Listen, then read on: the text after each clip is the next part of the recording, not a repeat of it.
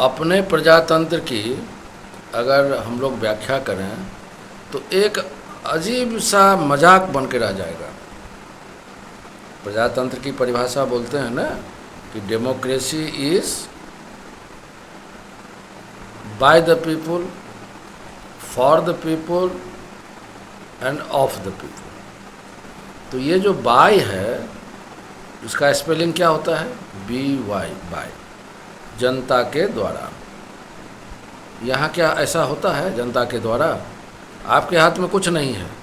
Democracy is BUY, by the people, माने जनता को खरीद लो। यहाँ वोट जो है खरीदा जाता है। अब फॉर का मतलब क्या है?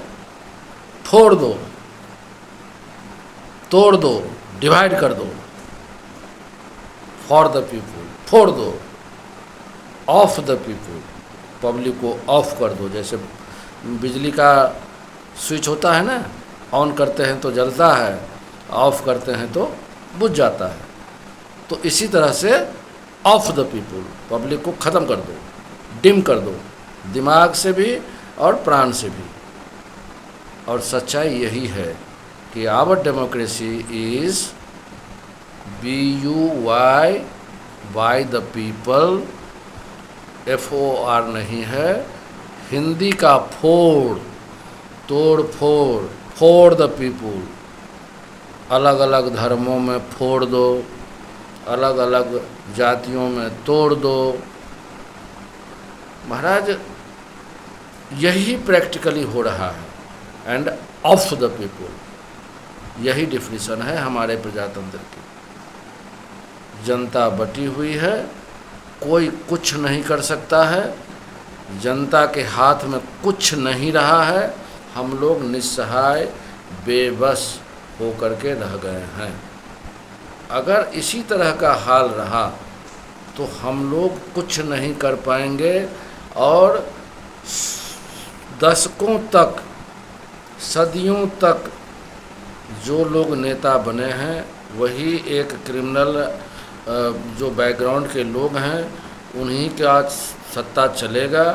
वही लोग हमारे देश पर शासन करते रहेंगे। एक जो पैटर्न सेट पैटर्न हो गया है कि आप कैसे लोग नेता बनेंगे। उस पैटर्न से, उस पैरामीटर से आप अगर हट गए तो आप नहीं नेता बन सकते। और उस पैटर्न का बनने का मतलब है कि वह एक नंबर का दुराचारी होना ही चाहिए, व्यभिचारी होना ही चाहिए, कुकर्मी होना ही चाहिए, लोभी होना ही चाहिए, बेईमान होना ही चाहिए। तभी जा कर के 6-5 की राजनीति करके वो शासन व्यवस्था में घुसकर सत्ता के शीर्ष पर भी पहुंच जाएगा। आप और हम उसके लिए लायक नहीं। We are not at all fit to be the member of government. और तब आप सरकार को गाली देते हैं। आप अपने वोट बैंक का अधिक उपयोग नहीं करते हैं। पावर जो आपको मिली हुई है, महाराज ये सरकार आपकी सरकार नहीं है।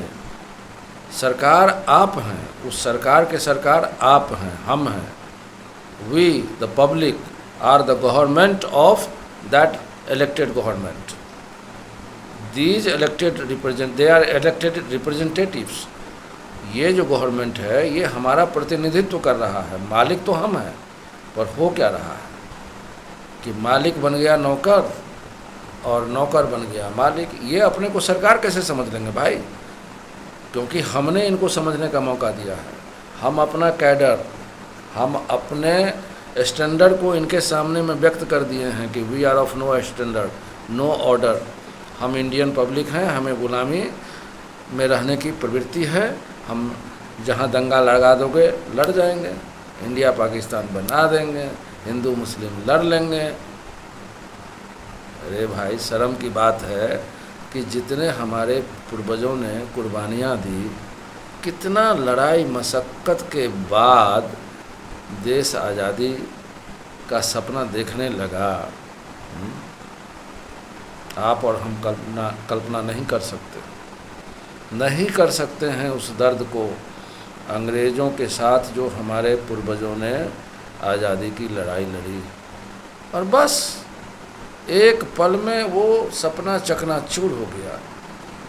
हिंदू और मुसलमान बन गया, पाकिस्तान बन गया, बांग्लादेश बन गया, राय बाएँ हो गया।